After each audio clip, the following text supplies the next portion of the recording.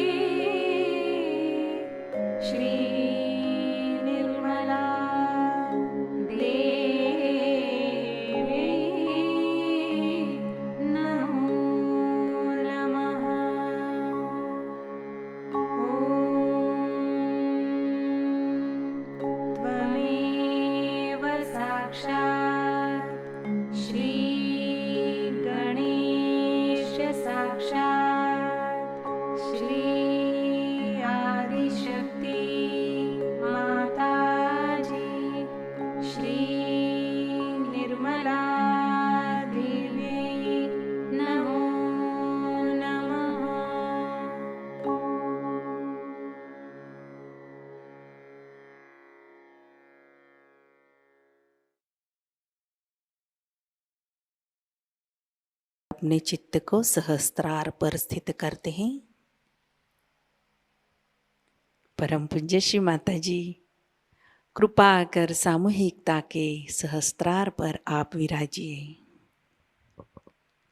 सामूहिकता का अहंकार और प्रति अहंकार आपके श्री चरणों में समर्पित है।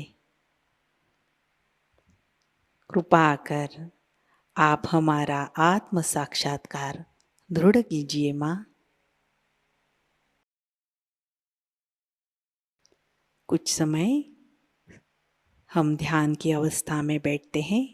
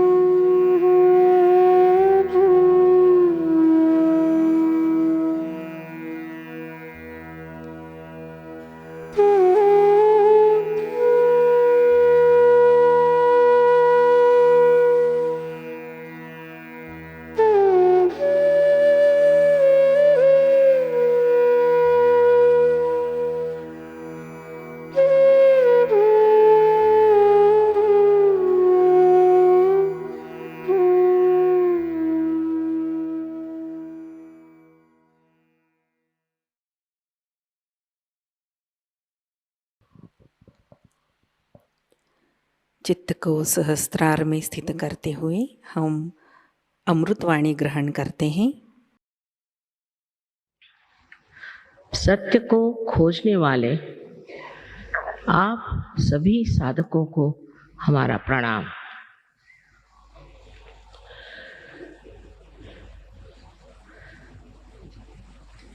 इस कलयुग में मनुष्य जीवन की अनेक समस्याओं के कारण विचलित हो गया और घबरा रहा।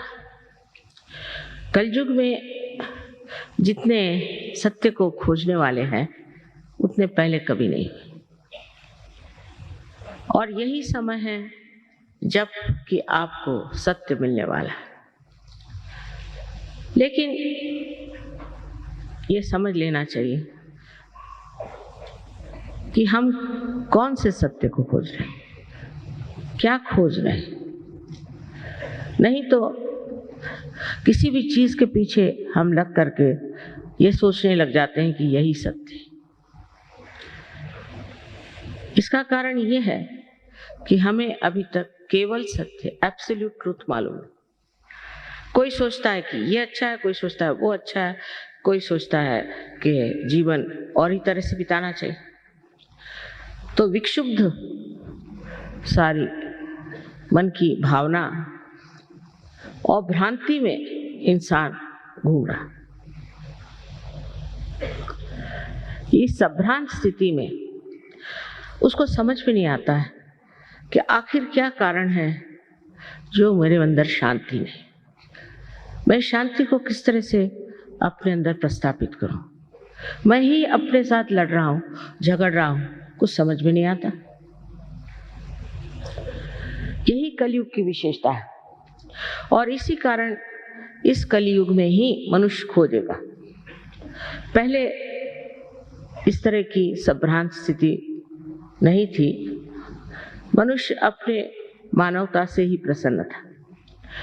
अब आप इस मानव स्थिति में आ गए। इस स्थिति में अगर आपको केवल सत्य मालूम होता तो कोई झगड़ा ही नहीं होता। हर एक इंसान एक ही बात सोचता और कुछ भी समझाने से, बतलाने से मनुष्य सिर्फ मानसिक हो जाता है, मेंटल हो जाता है। पढ़ पढ़ के भी मानसिक हो जाता है और उसमें कोई शांति नहीं मिलती, उसमें कोई आराम नहीं मिलता, उसमें कोई चैन नहीं आता। तो सत्य क्या है ये समझ लेना चाहिए। अब बात यह है कि मैं जो कुछ भी आपके सामने बात कहूं, इसे आप एकदम से मान्य मत करें, क्योंकि अंधश्रद्धा से हम लोग पहले ही पीड़ित हैं। स्पेशली बंगाल में तो मैं सोचती हूँ यहाँ पर इस कदर तांत्रिक ये वो सब ने जकड़ डाला। और जब हम देखते हैं कि जो धर्म के नाम पे भी बहुत बोलते हैं और चलते हैं, वो भी पीड़ित हैं, वो भी बीमार हैं, उनको भी ये तकलीफ है, वो तकलीफ है, और वो भी आपस में लड़ रहे हैं, झगड़ रहे हैं। इसका मतलब उन्होंने अभी तक सत्य को प्राप्त नहीं किया, सिर्फ उसके बड़े बड़े इश्तिहार लगा के रखे।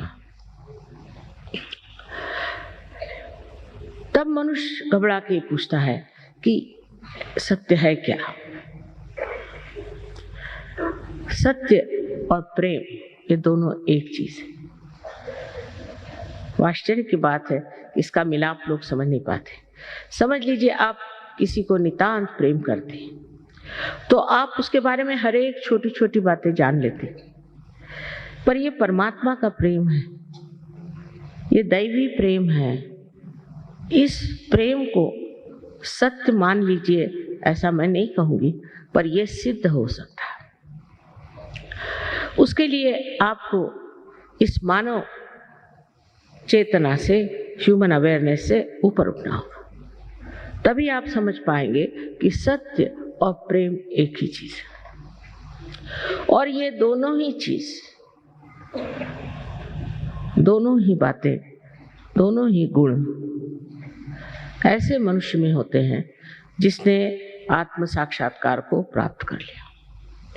और जिसने अभी तक आत्म साक्षात्कार को प्राप्त नहीं किया और जो सिर्फ ऊपरी ऊपरी तरह से बातें करता है और काफी लेक्चर देगा या काफी कर्मकांड कराएगा, उससे आज तक किसी का फायदा हुआ नहीं और न होगा। इसके लिए जरूरी है कि हम समझ लें सत्य क्या है। हम ये शरीर, बुद्धि, मन, अहंकार आदि उपाधियां नहीं, हम शुद्ध आत्मा है, ये सत्य। क्योंकि हम कहते हैं ये हमारा शरीर, ये हमारा मन, ये हमारी बुद्धि, हमारी हमारी हमारी, मेरी मेरी मेरी, ये मैं है कौन, इसे जानना है। और ये मैं ही शुद्ध आत्मा है जो आपके हृदय में विराजता है। वही शुद्ध आत्मा, उसको प्राप्त करना, उसका प्रकाश अपने चित्त में लाना ही एक तरह से आत्मा का दर्शन है। और दूसरा सत्य ऐसे है, जैसे आप देखते हैं चारों तरफ ये फूल हैं, कितने सुंदर फूल, और ये फूल जिस पृथ्वी तत्व से निकले हैं। कितना चमत्कार है कि हर एक तरह का फूल अलग अलग तरीके से आता है और इसके लिए कुछ पैसा नहीं देना पड़ता। माँ का पृथ्वी तत्व जो प्रेममय है वो अपने आप इसको पनपाता है, सुगंधित करता है और रंग बिरंगों से भर देता। ये एक महान आश्चर्य की बात है कि हम इस बारे में सोचते ही नहीं कि जीवित कार्य कैसे होते। जैसे किसी डॉक्टर से पूछे कि हमारा हार्ट कौन चलाता है, हमारा हृदय कौन स्पंदित करता है, तो डॉक्टर ये कहेगा कि इसकी एक ऑटोनॉमस नर्वस सिस्टम है। तो ये ऑटो है कौन? स्वयं चालित संस्था है। तो ये स्वयं कौन है? वो स्वयं ही आपका आत्मा है। इसको प्राप्त कर लेना, उसका प्रकाश अपने अंदर लाना, ये आत्म साक्षात्कार हो। और इस चारों तरफ फैली हुई परमात्मा की प्रेम शक्ति जिसने ये सुंदर फूल उगाए जो हमारे हृदय को भी चलाते, उससे एकाकारिता करना ये योग है। यही योग है और इसका जन्म सिद्ध अधिकार आप सब मानव जाति को है।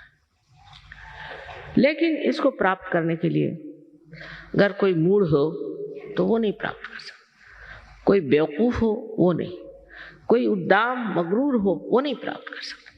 उसके लिए नम्रता चाहिए और मांग चाहिए कि हमें ये चीज चाहिए। हृदय से, प्रेम से। अगर मनुष्य अपने को जरा सा भी देखे तो वो अब एक अधूरा है और उसके अंदर अनेक शक्तियां हैं जिसका प्रादुर्भाव, मैनिफेस्टेशन हो सकता है। लेकिन उसके लिए मनुष्य को यह समझना चाहिए कि आप नम्रता पूर्वक इसे अपने हृदय से मांगो, क्योंकि अगर प्रेम की शक्ति मांगनी है तो प्रेम पूर्वक ही मांगी जाती है। लड़ाई झगड़े से और परेशान करने से ये शक्ति कभी भी प्राप्त नहीं। इस शक्ति के बारे में आपको पहले बता ही चुके हैं वो कि त्रिकोणाकार अस्थि में ये शक्ति कुंडलिनी नाम की है। अब ये कोई नई बात मैं नहीं कह रही हूँ। हमारे शास्त्रों में छठी शताब्दी जबकि शंकराचार्य है उन्होंने इस पर बात की, लेकिन 13,000 वर्ष मार्कंडेय ने कुंडलिनी की बात की, पर सब संस्कृत भाषा। इसलिए 12वीं शताब्दी में ज्ञानेश्वर जी ने इसकी बात की है जब उन्होंने ज्ञानेश्वरी लिखी, जो कि गीता पर टीका थी। उसमें 6ठे अध्याय में उन्होंने लिख दिया कि कुंडलिनी शक्ति से आत्म साक्षात्कार घटित होता। तो उस वक्त के जो धर्म मार्तंड थे उन्होंने कहा नहीं, ये निषिद्ध है, 6ठा जो अध्याय है निषिद्ध है, किसी ने पढ़ा नहीं लिखा नहीं। इस तरह से जो हमारे अंदर निहित छिपी हुई जो शक्ति है जो कि हमें उस स्थिति में पहुंचा सकती है, वो पूर्णतः एक अंधकार में, एक जिसको कहना चाहिए कि अज्ञान में, इग्नोरेंस में छिप गई। फिर हमारे यहाँ एक से एक बुद्धिमान लोग निकले, इंटेलेक्चुअल्स, जिसके लिए कबीर ने कहा है पढ़ी पढ़ी पंडित मूर्ख भय। पहले मैं सोचती थी कि पढ़ पढ़ के पंडित मूर्ख कैसे हो जाएंगे, ऐसे कैसे हो सकता, लेकिन मुझे बहुत मिले ऐसे। उनसे बात करने से पहले वही बोले जाते थे और क्या बोलते थे भगवान जाने, ये किताब में लिखा, वो किताब में लिखा। मैंने कहा आपकी किताब में क्या लिखा है वो बताइए। तो हम अपने से अनभिज्ञ, अपने से अपरिचित, दूसरों ही की बातें अपने खोपड़ी में भर लेते हैं। ये तो इंटेलेक्चुअल साइड हो गई। और दूसरी हो गई भक्ति की साइड, तो उसमें भी एक तरह का नशा, एक तरह का नशा है, चेतना नहीं। दोनों चीज में एक तरह से वास्तविकता से दूर, असलियत से परे, रियलिटी से बिल्कुल दूर हम खड़े हुए। अब आपको एक उदाहरण देंगे। आपके यहाँ हरे रामा हरे कृष्णा का बड़ा जोर चल रहा, लेकिन शिकागो में मैं गई थी तो वहाँ शिकागो में उनके अब जो गुरु हैं वो आए, तो वो बिल्कुल पतली धोती पहन के और ऊपर एक बनियान पहन के आए। इतनी ठंड थी कि मैं तो शॉल में भी ठिठुर रही थी और वो भी ठिठुर रहे थे। तो मुझे मिलने आए, मैंने कहा ये आप क्या पहन रहे हो, ये ऐसी पतली धोती क्यों पहने हो भाई, इतनी ठंड है, मैं तो माँ हूं ना, तो दुख लगा कि ये बेचारा धोती क्यों पहने। सो कहने लगे कि भाई बात ये है कि मेरे गुरु ने कहा कि आपको धोती पहने चाहिए, तभी आपका मोक्ष होगा। मैंने कहा अच्छा। हमारे भारतवर्ष में 80% लोग धोती पहनते, बंगाल में तो और भी ज्यादा। और इन सबका अगर मोक्ष होने वाला है तो तुमको स्थान कहाँ मिलेगा। फिर उसने बाल सब मुंडाए हुए थे बेचारे ने, और एक चोटी रखी हुई थी। सो मैंने कहा ये बाल क्यों मुंडा लिए। पहले गुरु ने कहा जब तक बाल नहीं मुंडाओगे तब तक तुम्हारा मोक्ष नहीं हो सकता। उस पर कबीर ने एक बड़ा सुंदर कहा है कि बाल मुंडाने से आप स्वर्ग में जा सकते हैं, तो जिस मेंढे के हर साल 2 बार बाल मुंडाए जाते वो आपसे पहले पहुंच जाएगा। और वो इसको मानते हैं बड़े श्रद्धापूर्ण रीति से, और मुझसे नाराज हो गए कि आपके मैं गुरु के विरोध में बोल रहे हूँ। नहीं, मैंने कहा मैं तो माँ हूं ना, तो इसलिए पूछ रही हूँ कि भाई ये अपनी दुर्दशा क्यों बनाए। फिर दूसरी बात समझने की है कि उपवास करो, ये नहीं खाओ वो नहीं खाओ, उपवास करो, सर के बल खड़े हो जाओ, ये करो। कहने काय के लिए, मोक्ष प्राप्ति के लिए।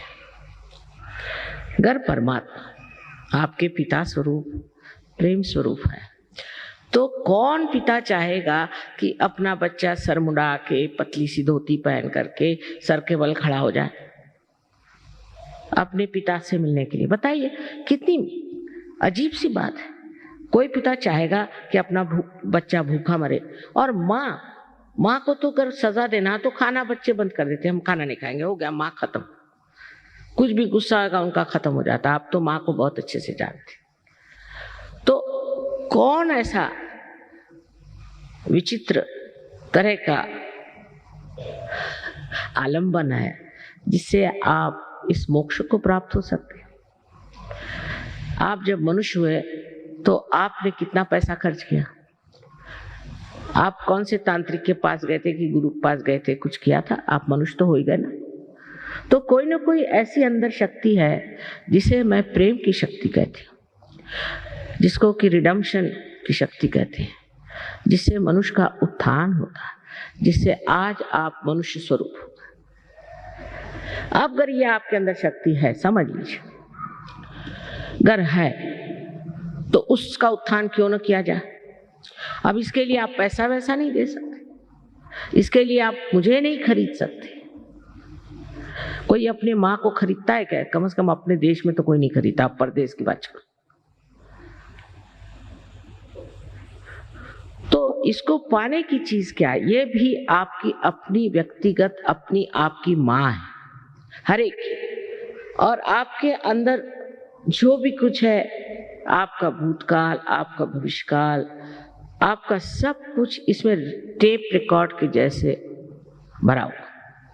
और वो जानते, ये आपकी माँ व्यक्तिगत आपकी अपनी अपनी अलग अलग माँ है, वो आपके कुंडलिनी में स्थित है। और इसकी शक्ति को अगर जागृत करना है तो उसके लिए आप क्या पैसा दे सकते हैं? अगर समझ लीजिए इस पृथ्वी में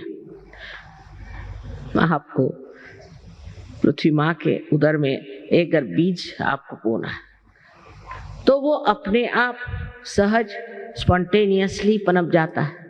उसके लिए क्या हो, आप सर के बल खड़े हो नहीं तो कुछ भी करो, उससे फायदा होगा? समझ की बात। जो जीवित कार्य है वो सारा जीवित कार्य सहज होता है। सहज का माने दूसरा और ये कि सह माने आप और ज माने आपके साथ पैदा हुआ। ये योग का अधिकार है, इसे आपको प्राप्त कर लेना चाहिए। फिर उससे अनेक लाभ हैं। मुझे पता नहीं योगी जी ने आपसे क्या क्या लाभ बताया, लेकिन एक संसार में आप अगर किसी से प्यार करते हैं तो आप नहीं जानते कि सूक्ष्म में उससे कितने लाभ होते हैं। अगर आप प्यार करते हैं और वो भी आपसे प्यार करता है तो दोनों के आदान प्रदान में एक बड़ी सूक्ष्म सी संवेदना होती है जो बहुत सुखदायी और शांतिमय होती है। पर आजकल ऐसा प्यार तो देखने को नहीं मिलता, ऐसी तो कोई व्याख्या भी नहीं कर सकता, ऐसे कोई सेंटिमेंट्स ही नहीं होते। एक दूसरों को नीचे गिराने में, इसकी उसकी गर्दन काटने में ही हम लोग लगे। प्यार की तो बात छोड़ी, यहाँ तक कि जो बड़े भक्ति योग फलाना ठिकाना प्रीच करते हैं और बिठाकर लोगों से भक्ति कराते हैं, वो सब लोगों का ध्यान सिर्फ पैसा लेने पर है। ये समझ लेना चाहिए। इस पृथ्वी माँ को आपने कितना पैसा दिया है जो ऐसे सुंदर सुंदर फूल आपको दे रही है। पहली तो चीज है कि आप प्यार को खरीद नहीं सकते, खरीदा हुआ प्यार नहीं होता। और प्यार की महिमा आप तभी जान सकते हैं जब आप इस महान चैतन्य के प्यार में डूब जाए। आपकी बारीक बारीक चीज भी वो देखता है और संभालता है। जैसे आज की बात बताएं कि नागपुर में बहुत अच्छे गाने वाले हैं, बजाने वाले हैं, तो मैंने कहा कि न जाने उनको बुला लें तो अच्छा रहेगा यहाँ पर, क्योंकि बंगालियों का गाना तो बंगालियों ने सुना ही है, दूसरा कोई सुनाए तो अच्छा रहे। और देखिए सवेरे पहुंच गए वो अपने आप से। मैंने कहा आप कैसे आए? तो कल दुर्गापुर में हमारा प्रोग्राम है, वहां हमें जाना था तो हम आ गए। आप सहज में ऐसी बातें होती हैं कि चमत्कार पे चमत्कार हो रहे हैं। आपको मैं बताऊंगी तो आपको विश्वास देगा कि चमत्कार जिसको हम कहते हैं वो चमत्कार नहीं है, क्योंकि ये परमात्मा का क्या है, उसमें क्या चमत्कार हो सकता, वही स्वयं चमत्कार है। हमारी दादी जी एक किस्सा सुनाती थी बहुत मजेदार, कि एक इंसान परमात्मा को मिलने चला तो उसको रास्ते में एक आदमी था, वो सर के बल खड़ा था। वो कह रहा था भाई मैं तब से सर के बल खड़ा हूँ, मुझे भगवान कब दर्शन देंगे, तो जरा भगवान से जाके कहो कि जरा जल्दी दर्शन दे। तो ये गए, रास्ते में दूसरा एक बिल्कुल पड़ा होता रास्ते के किनारे, तो उसने कहा कि भाई भगवान ने आज मेरे खाने की व्यवस्था नहीं करी, उनसे जरा कह देना मेरे खाने की व्यवस्था रखे। पंखा चला तो पंखा भी चला गया।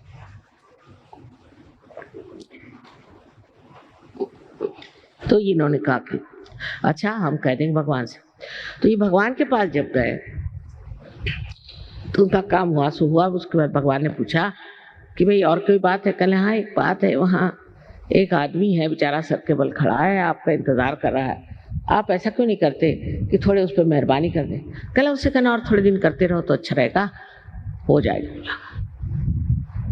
उसके बाद दूसरे आदमी के बारे में कहा कि साहब उसको तो खाना नहीं मिला, ऐसे रास्ते पड़ा, कह रहा था भगवान से कह देना। अरे उनका खाने में ये कैसे हो सकता, एकदम उसका इंतजाम करो।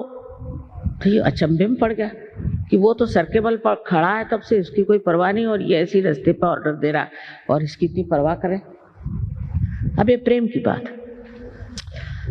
तो उनसे परमात्मा ने कहा अच्छा तुम ऐसा करो, तुम नीचे जा रहे हो ना, तो दोनों से एक ही बात कर। क्या बात? कि मैं भगवान के यहाँ गया तो एक सुई के टोक में से उन्होंने सुई के छेद में से एक उसमें से ऊँट निकाल दिया, बस इतनी बात करना था। तो ये आए नीचे, तो पहले इनको वो मिला जो कि सर के बल खड़ा था, फिर जरा उनका भाई तुम ठीक आ जाओ, कहा कि अच्छा हम आएंगे कभी। भगवान ने कहा तो और क्या देखा तुमने? भगवान, अरे मैंने बड़ा आश्चर्य देखा कि उन्होंने सुई के छेद में से एक ऊँट निकाल दिया। अरे कहने क्या झूठ बोल रहे हो, भगवान के यहाँ क्या हुआ है, तुम तो मुझसे झूठ बता रहे। अच्छा कहने फिर वो दूसरा आदमी था उसके पास, अरे हाँ खाने का तो इंतजाम हो ही जाता, मैंने सोचा ऐसे ही बता दे। तो और क्या देखा तुमने? तुमने बताया कि एक आश्चर्य की बात कि एक सुई के छेद में से उन परमात्मा ने एक ऊँट को निकाला। अब इसमें जो सूक्ष्म बात है वो समझिए। तो वो कहता है इसमें आश्चर्य कौन सा? अरे वो परमात्मा, वो ऊँट तो क्या दुनिया ही निकाल दे, न जाने विश्व के विश्व निकाल दे, वो परमात्मा है, तुम क्या समझते हो अपने? ये एक नितांत विश्वास, क्योंकि आत्म साक्षात्कारी आदमी को उसका जो विश्वास होता है वो अंधा विश्वास नहीं होता, वो साक्षात में विश्वास। साक्षात कोई भी चीज अंधे से मान लेना ये मनुष्य के लिए शोभा नहीं देती। आप पहले इसका साक्षात करिए, पहले आप सत्य को जान लीजिए, और सत्य को जानने के बाद आप जानिएगा कि आप कितने महान और गौरवशाली हैं। अभी तो आप अपने बारे में कुछ जानते ही नहीं। जैसे कि किसी छोटे गांव में चले जाइए जहाँ बिजली नहीं, कुछ नहीं, और टेलीविजन ले जाइए और उनसे कहे कि देखो इसमें सब तरह की फिल्म आएंगी, फोटो आएंगे, ये कहला ये डब्बे में, इस डब्बे में, कहला हाँ इसी डब्बे में। जब उसका कनेक्शन हो जाता है तो वो है ना, इस डब्बे में इस चीज कैसे है। ऐसे हम भी अपने को एक डिब्बा समझते हैं। और खासकर बंगाल में मैंने देखा है कि इंसान बहुत निराश रहता है हमेशा, और रोने के गाने गाते रहता है, रोने में रहता है। अब दिन बदल गए, ये समझना चाहिए कि नया समय आ गया। ये बड़ा एक विशेष समय, इसको मैं ब्लॉसम टाइम कहती हूँ, बसंत बहार कहती हूँ। लेकिन बहुत से लोग इतने निराश हो गए, इतने निराशा में फंसे हुए हैं कि वो समझ ही नहीं सकते कि इस निराशा के बाद एक बड़ी भारी सुबह होने जा रही जो सारे दुनिया में छा जाएगी, और वो आज का समय है। लेकिन सहयोग में एक ही बस बात है कि आत्म साक्षात्कार हो जाएगा, कुंडलिनी का जागरण हो जाएगा, सब कुछ हो जाएगा। लेकिन उसके बाद आपको इसको बहुत पल्लवित करना है, बढ़ाना है, वृक्ष बनना है। यही लोग कम हो जाते हैं। जैसे अभी मेरे लेक्चर में इतने लोग आए, पिछली मर्तबा से कम आए, क्योंकि इसमें कुछ ना कुछ बनना होता है। ये नहीं कि मैं सहयोगी हूँ, नहीं। सहयोगी का मतलब ये कि आपके अंदर क्या क्या शक्तियां जागृत हुई। सबसे तो पहले आपको वो स्थिति मिलती जिसे हम लोग निर्विचार समाधि कहते हैं। विचार हमारे अंदर आते हैं और जाते हैं, भूतकाल से भविष्यकाल तक हम सोचते रहते हैं, पर वर्तमान को हम नहीं जानते, और वर्तमान असलियत है। तो विचार उठे नीचे गए, फिर विचार उठे नीचे गए, उसके बीच में एक जगह है जिसे विलंब कहते हैं, पॉज। वो विलंब को हम नहीं पकड़ पाते जहां वर्तमान है। या तो आगे की बात सोचते, पीछे की, जैसे अभी जिनको जाना है वापस सोच रहे होंगे कि अब ट्रैम मिलेगी नहीं, बस मिलेगी कि नहीं, ये है नहीं, वो नहीं। या तो पिछली बातें सोचते रहे। और मैं अगर कहूं कि अभी वर्तमान में आप खड़े हो जाइए तो नहीं हो सकते, क्योंकि एक विचार उठा खत्म, दूसरा विचार उठा खत्म, और हम उसके ऊपर में नाचते रहते हैं। लेकिन जब कुंडलिनी जागृत होती है तो ये विचार लंबाकृत हो जाते हैं, ऐसे रिलैक्स हो जाते हैं, लंबाकृत, और उसके बीच में जो जगह बन जाती है और वर्तमान में आप खड़े हो जाते हैं। और जब आपका चित्त वर्तमान में होता है तो आप कुछ नहीं सोचते, निर्विचार, और निर्विचार में आनंद झरने लग जाता है। अब जैसे यहाँ एक बड़ा सुंदर कारपेट है, एक उदाहरण के लिए, तो मैं कहूँगी भाई कितना सुंदर है, अब मैं करिए, मेरा है तो मेरे लिए सर दर्द हो जाएगा कि भाई खराब ना हो जाए, ये नहीं वो नहीं, इंश्योर करो, सब जो होते हैं प्रॉब्लम्स कोई चीज़ पाने की। और मेरा नहीं दूसरे का है तो मैं ये सोचूंगी कितने का मिला, कहाँ मिला, कब पाएंगे ये।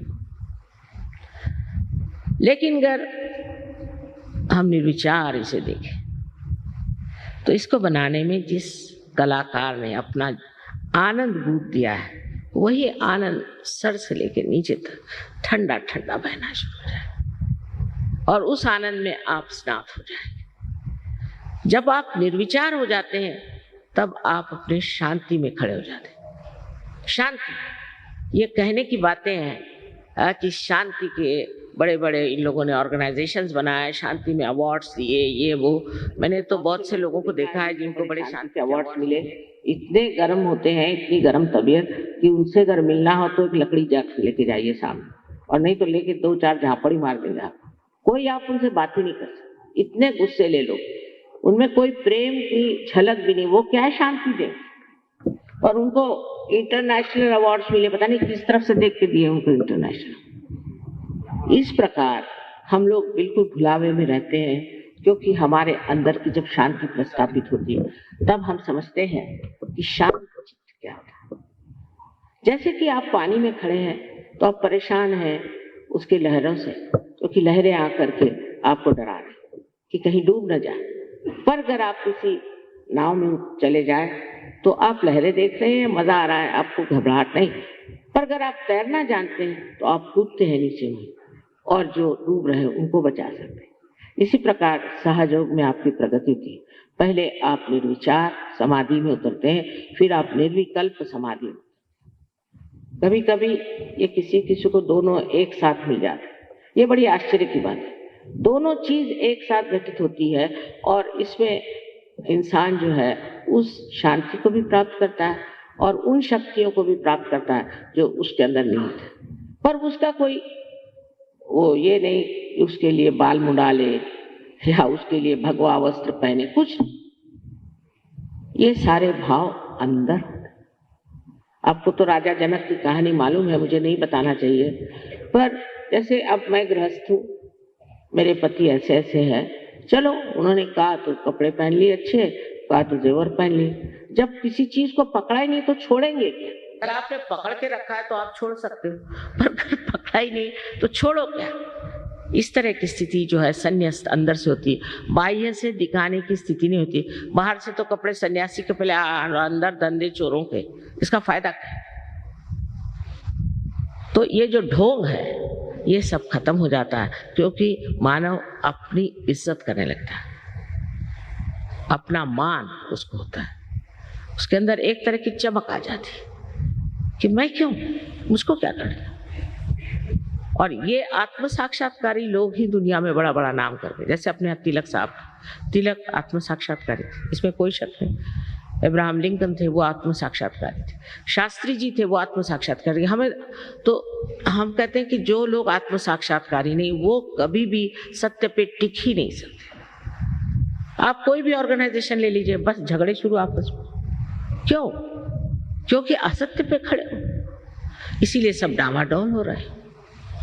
तो पहले आपको प्राप्त करना चाहिए कि अपनी अंदर की शांति। इस शांति को प्रस्थापित किए बगैर आप कोई भी विश्व में शांति नहीं कर सकते। आपको आश्चर्य होगा, रशिया में यहाँ से कहीं अधिक लोग, सारा इससे बड़ा भी होता है स्टेडियम, सारा भर जाता है और सारे के सारे एक साथ पार हो जाते हैं। और इतने शांत चित्त लोग हैं रशिया के। कम्युनिज्म का यही फायदा मैंने देखा कि उनको किसी चीज से, जिसको कहते हैं कि किसी चीज को पकड़ नहीं है। उनकी गवर्नमेंट ने कहा अच्छा तुमको हम तुम्हारे फ्लैट्स दे देते हैं, ले लो। कहना ना, हमको नहीं चाहिए, तुम ही रखो। ये एक फायदा हुआ। उसमें 35 या 40% लोग बहुत ही बेकार है, उनको तो मालबोरो सिगरेट दे दो तो भी चाहिए, वो खुद दे दो तो चाहिए। पर बाकी के जो है इतने कमाल के लोग हैं। जिस वक्त मैं कूह हो रहा था, मैं वहाँ थी, तो मैंने कहा तुम लोग परेशान नहीं, ये कूह हो रहा है। कहले माँ हम कोई इस राज्य में थोड़ी रहते हैं, हम तो we are living in the kingdom of God, परमात्मा के साम्राज्य में रहते हैं, हमको क्या परवाह। और इस तरह से उन लोगों ने अपने को समझ लिया, इस तरह से पार हो जाते हैं। हजारों हजारों लोग रशिया में पार। एक गांव है तलियाती, वहाँ 21,000 सहयोगी है। सहयोगी है, इसमें फर्क है पार हो जाना और सहयोगी होना। और एक मजाक ऐसा है कि उन्होंने एक अमेरिकन सहयोगी से पूछा कि भाई अमेरिका में कितने सहयोगी हैं, तो उन्होंने कहा कि 57। तो कहा है तुम्हारे यहाँ 57,000 है, हमारे तो तलियाती में 21,000 ही है। तो ये फर्क अमेरिकन और एक रशियन का है। ये समझने की बात है कि जो रशिया में हालत हो गई वो यहाँ भी होगी, इसमें कोई शंका नहीं। पर उसमें ये देखना है कि आप लोग सहज में हैं या नहीं, क्योंकि सहज ये मध्य मार्ग है, बुद्ध का बताया हुआ मध्य मार्ग। मध्य में आना चाहिए, एक एक्सट्रीम में राइट, एक एक्सट्रीम में लेफ्ट है, इसके मध्य में जो है वो सहयोग है। और आप मध्य मार्गी होते हैं। आप बुद्धिस्ट नहीं होते, वो भी एक नमूने हैं, बुद्धिस्ट को छोड़िए। पर मैं कहती हूँ कि आप मध्य मार्गी हो जाते, असलियत में मध्य मार्गी हो जाते। एक संतुलन आपके अंदर आ जाता। उसके बाद आपके अंदर, अब ये बंगाल तो कला के मशहूर है, बहुत कला है, लेकिन उस कला का प्रादुर्भाव नहीं, उस कला के संसार में कहना चाहिए कि लोगों को पहचान नहीं। और वो कला जो आपके अंदर आज ऐसी ही बंगाल में घुट रही है, वो सारे विश्व में फैल जाए, क्योंकि आपके अंदर एक ऐसी व्यक्ति जागृत हो जाएगी जो एक विशेष रूप की कला को बढ़ावा देने के लिए, उसके प्रादुर्भाव के लिए एक विशेष रूप से कार्यान्वित होगी। अब हमारे यहाँ बहुत से कलाकार सहयोग में आकर के कहाँ से काम हो रहे हैं। आपने देबू चौधरी का नाम सुना होगा, उनके हाथ में क्रैम्प्स होते थे, पहले बजा नहीं पाते थे, सहयोग में आते, आज कहाँ से काम हो रहे। अमजद अली, उनसे पूछा, सिफात हुसैन का, इतने लोग हैं जो कि सहयोग में आने के बाद ही पनप गए। सुष्मिता सेन भी सहयोगिनी है। इसका जो अंदर से ये माँ की लालच बच्चों को देने की कि जैसे अगर आपको कोई बात कहनी है तो चॉकलेट में घुसा के दे दो तो दिमाग में आते। तो पहले तो कला, पर दूसरी बात जो बंगाल की खास है वो है प्रेम। मेरे ख्याल से दुनिया में सबसे श्रेष्ठ लेखक बंगाल में हुए शरद चंद्र, उनसे बढ़ के कोई लेखक नहीं, जिन्होंने कि इतना प्यार को समझा, इतना बारीक बारीक संवेदना उन्होंने लिखी। उस प्यार की शक्ति जो अपने अंदर थोड़ी सी भी पनप रही है, उसका जो विश्व रूप है उसे आप प्राप्त करते हैं। हमारे यहाँ जैसे कि कविता है, रविंद्र बाबू ने ये विजन देखा था कि भारत के शोर पे, भारत के किनारे ऐसी ऐसी लोग आएंगे। ये सब हो रहा है, गणपतिपुरे करके एक जगह है, वहां पर ये सब हो रहा है, जो उन्होंने कहा था वो साकार हो। लेकिन इन लोगों को ये 70 देशों से आते, मैंने कभी लड़ते नहीं देखा, झगड़ते नहीं देखा, कोई गंदी बात बोलते नहीं देखा, और निरीक्षक। मैंने कहा भाई यहाँ बड़ा तुम लोगों को, अब ये लोग सब रईस करके भी हैं, काफी आराम से रहते हैं, कि बे आराम ही है तुमको। तो कहले नहीं माँ, हमें तो आत्मा का आराम चाहिए, वो हम यहाँ प्राप्त करें। हम तो आत्मा के आराम के लिए, शरीर का आराम क्या करें, कैसे भी सो लेंगे, कैसे भी रह लेंगे, एकदम मस्त अवधूत बने हुए। अब बताइए कि फॉरेन के लोग, इंग्लैंड में जो पहला हमारा ये हुआ, मुठभेड़ हुई, तो 7 ड्रग एडिक्ट्स के साथ 7। अब पढ़े लिखे, कोई प्रिंसिपल यहाँ का तो कोई प्रोफेसर वहाँ का, सब कैम्ब्रिज और ऑक्सफोर्ड के लोग 7, और उनसे जूझते जूझते 4 साल लगते। एक तो खोपड़ी में सब भरा हुआ, कैम्ब्रिज, ऑक्सफोर्ड, और दूसरे ड्रग लेना, शराब पीना और अनैतिकता, सब चीज। पर कुंडलिनी के जागरण से जैसे कोई 7 पिलर्स खड़े हो गए, इस तरह से वो लोग इंग्लैंड में खड़े। इंग्लैंड जैसे देश में, जो कि बहुत ही ज्यादा अपने को बहुत अक्लमंद समझते हैं, वहां पर भी आप सोचिए इससे ज्यादा लोग आते हैं प्रोग्राम, इससे बहुत ज्यादा। वहां का रॉयल अल्बर्ट हॉल पे को गचा गच भर जाता। अब ये जरूर है कि बंगाल में देर से आए, लेकिन तो भी मुझे लगता है कि बंगाल देश का सबसे ज्यादा अधिकार सहयोग को प्राप्त करने का, क्योंकि यहाँ एक से एक कर्मवीर हो गए, धर्मवीर हो गए, हर तरह के लोग यहाँ हो। और इस देश में सहयोग फैलना बहुत जरूरी है। अब इसमें ऐसा है कि पहले आपको देख करके आप जब सहयोगी में आएंगे, आप जब इसको प्राप्त करेंगे और जब आप में सब शक्तियाँ आएंगी, तब तो ना दूसरे लोग आएंगे। लेकिन अभी आधे लोग उठ के चले गए, ऐसा और कहीं नहीं होता। आपको आश्चर्य, एक पत्ता नहीं हिलता, क्योंकि सब लोग अपना भला चाहते हैं। सब चाहते हैं कि हमारा कल्याण। उस चीज की अगर ध्यान न करके आप बैठे तो आपको आत्म साक्षात्कार देना बहुत आसान है। आपके बच्चों के आज प्रश्न खड़े हो रहे हैं और आगे की प्रोजिनी कैसी होगी उसका पता नहीं। एक तो ये जो कुछ भी पाश्चिमात्य वेस्टर्न इन्फ्लुएंस हमारे अंदर आ गया, उससे हमारे बच्चों का कितना नाश हो रहा है। ये सब चीज अगर आपको रोकना है तो आप बच्चों को सहयोग में लाएं। उसमें बस यही बात है कि जैसे कोई कहे कि मेरे हाथ में एक सांप है, अब मैं हठी हूँ और कहे कि आपके हाथ में सांप, तो मैं कहूँगी नहीं, ये तो सांप नहीं है, ये तो डोर है, जिद करूँगी। पर जैसे ही कोई प्रकाश आ जाएगा उस सांप को मैं छोड़ दूँ। इसी प्रकार सहयोग में जब मनुष्य आता है तो आत्मा के प्रकाश में जो कुछ चीज हमारी नाशवंत है, डिस्ट्रक्टिव है, उसको एकदम छोड़ देता है, एकदम। मैंने तो यहाँ तक देखा है कि एक रात में लोगों ने ड्रग्स छोड़ दिया, हजारों लोगों ने।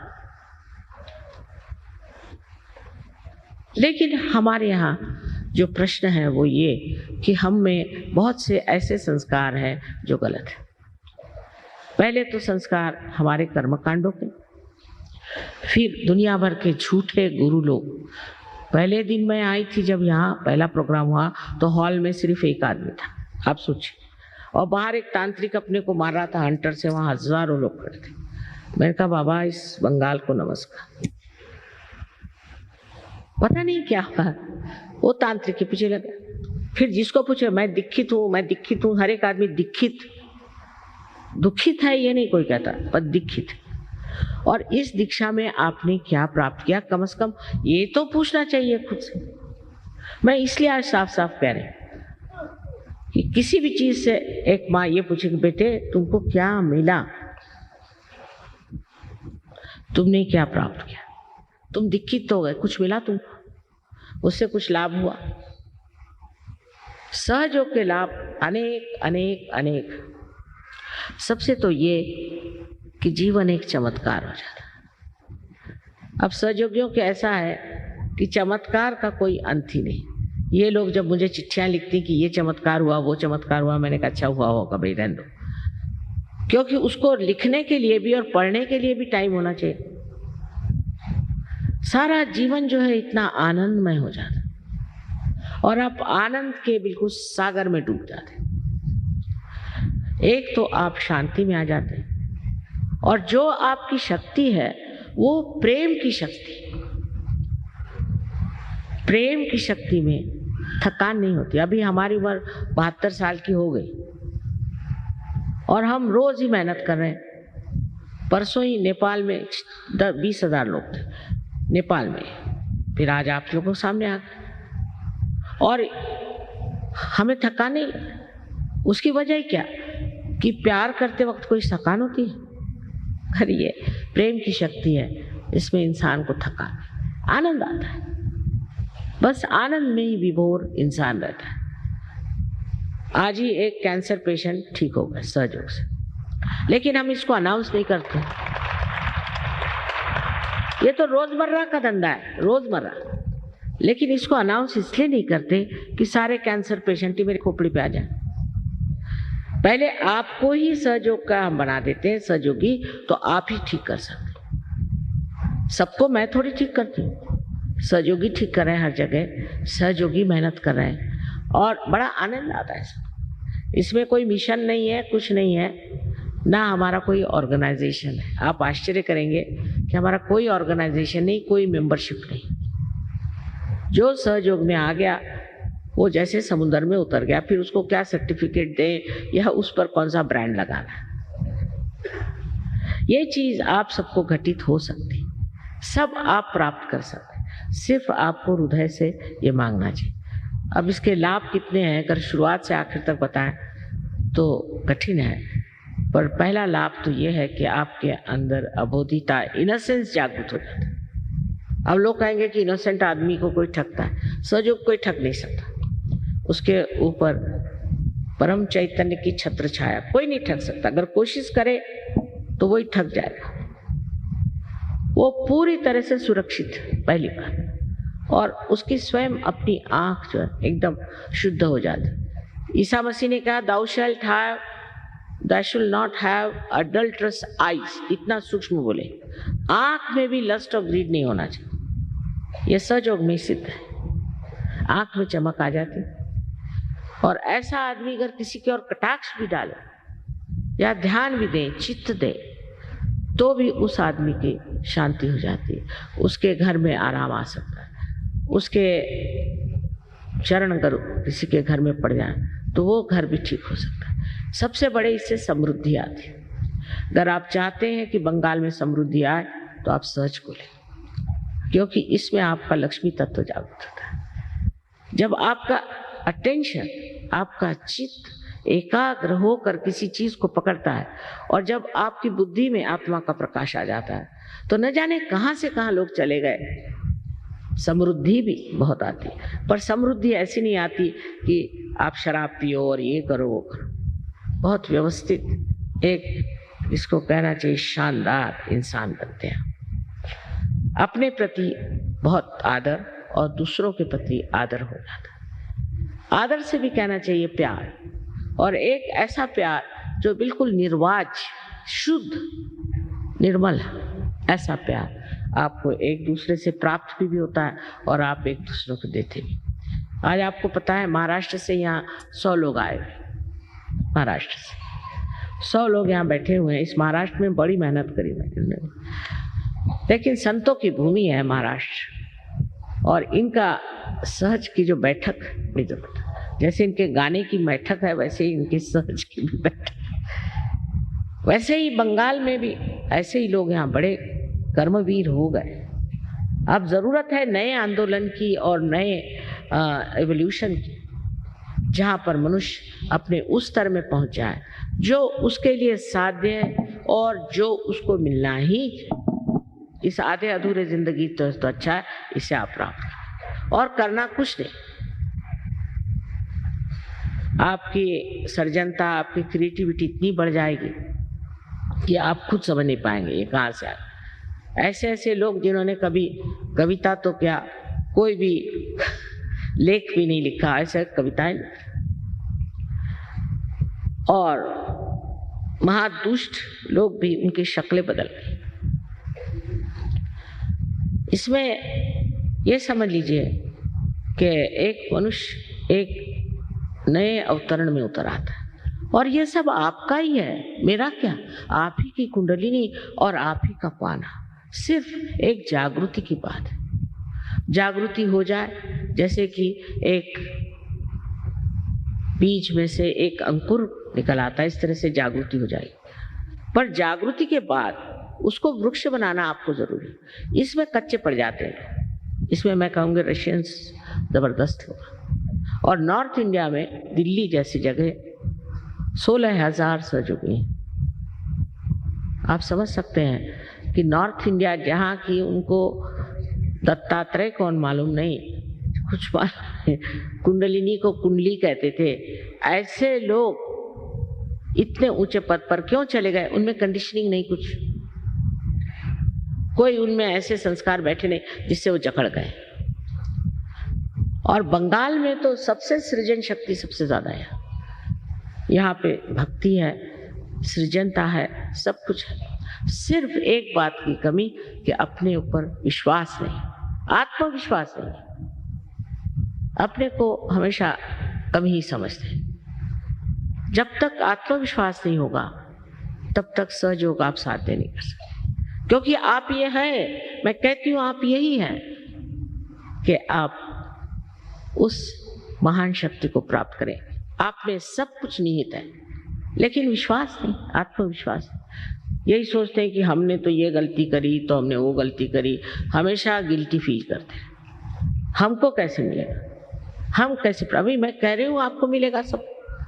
सिर्फ आत्मविश्वास हो कि हमें मिलने वाला है, ये हमें मिलने का है और ये हमारा अपना हक है प्राप्त कर, और बहुत आसानी से सहज आपको मिल सकता है। अपने ऊपर पूर्ण विश्वास होना चाहिए कि आज ही आप सबको ये प्राप्त हो। एक बात।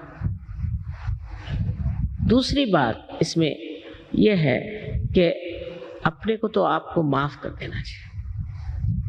आपसे लोग कहते हैं तुमने ये पाप किए, वो पाप किए, सब यहां भूल जाना चाहिए। जो ऐसे कहते हैं वही पापी है, मैं तो ये कहती हूँ। जो आपको समझाते हैं वही पापी है। कोई पाप पुण्य की बात आज नहीं करनी। मेरे लिए आप बच्चे हैं ना, माँ के लिए बच्चे कैसे भी हों तो भी प्यारे होते हैं। तो ये सब बातें जो जिससे कि आप अपने ऊपर ग्लानि करें और अपने को न्यून समझें, इसे मेहरबानी से आप लोग भूल जाइए और ये जानिए कि आप परमात्मा की नज़र में दोषी नहीं, और आप इससे मानना होगा कि आप दोषी नहीं, बिल्कुल भी कोई भी दोष आपके अंदर नहीं। इस सच्चे श्यामलाम भूमि में इतनी पुण्य भूमि है, इसमें आप दोष कैसे कर सकते? इतनी तकलीफें हैं, परेशानियां इतने आप बर्दाश्त करते, कोई संसार में लोग नहीं कर सकते जैसे आप लोग सहन करते। फिर आप अपने ही ऊपर लेते हैं। कोई लोग कहते हैं हमारा पूर्व जन्म ऐसा था, कुछ नहीं, आज उससे संबंधी नहीं, आज वर्तमान की बात मैं करें, इस वक्त आप आए तो इसलिए आप मुझ पर विश्वास करके अपने को क्षमा कर दें। पहली बात ये बहुत जरूरी, आत्मविश्वास हो और अपने को पूरी तरह से क्षमा करें। और दूसरी बात है कि आप सबको क्षमा कर दीजिए, क्योंकि क्षमा करो या न करो आप कुछ करते नहीं। क्या करते हैं आप जब आप क्षमा नहीं करते? कुछ भी नहीं। ये तो एक मिथ्या बात है कि हम नहीं क्षमा कर सकते, बड़ा मुश्किल है। कोई मुश्किल, उल्टे जब आप क्षमा नहीं करते हैं तब आप अपने को दुख देते। जिसने आपको तकलीफ दी, परेशानी दी, उसको अगर आप क्षमा कर दें तो आप अपने को कम से कम परेशान तो नहीं करेंगे। वो तो आराम से बैठा है और आप अपने को बेकार में छले जा रहे हैं। बिल्कुल लॉजिकल है ना बात। तो अभी इस वक्त आप लोग सब इतना करिए कि माँ हमने सबको क्षमा कर, उनका नाम भी नहीं सोचने का, क्योंकि वे सरदर्द, हमने सबको क्षमा कर दिया। इतना ही अपने मन में कहने से चीज एकदम आपको हल्कापन आ जाएगा। यही मैंने ये बात कही जिसे संस्कृत में हम क्षम दो मंत्र कहते हैं, बीज मंत्र है कि पहले तो ये कि मैं गलत नहीं हूं, मैं हूं, और दूसरा ये कि सबको मैं क्षमा कर देता हूं। दोनों चीज आपके अंदर इस वक्त अगर घटित हो जाए तो बड़ा ही आसान हो जाएगा आपको प्राप्त होना। फिर दूसरी बात ये कहनी है कि आप बहुत ही पुण्य कर्मों की वजह से इस भारतवर्ष में पैदा हुए।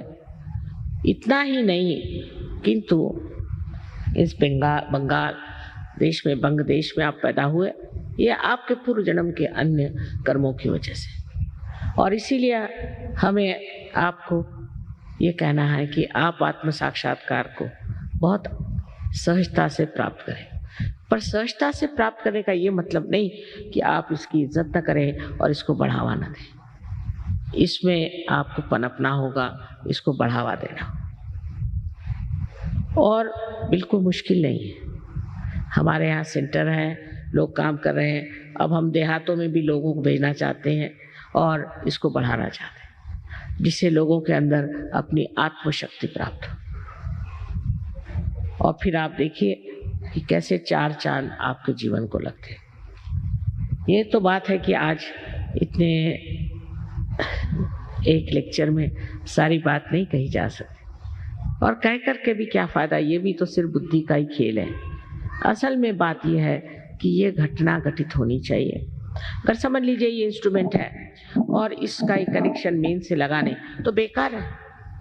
इसीलिए हम लोग बेकार हैं, क्योंकि हमारा कनेक्शन उस चारों तरफ फैली हुई परमात्मा की प्रेम शक्ति से हुआ नहीं, उस परम चैतन्य से हुआ नहीं। इसलिए हमारी कोई व्यक्तित्व नहीं है, आइडेंटिटी नहीं।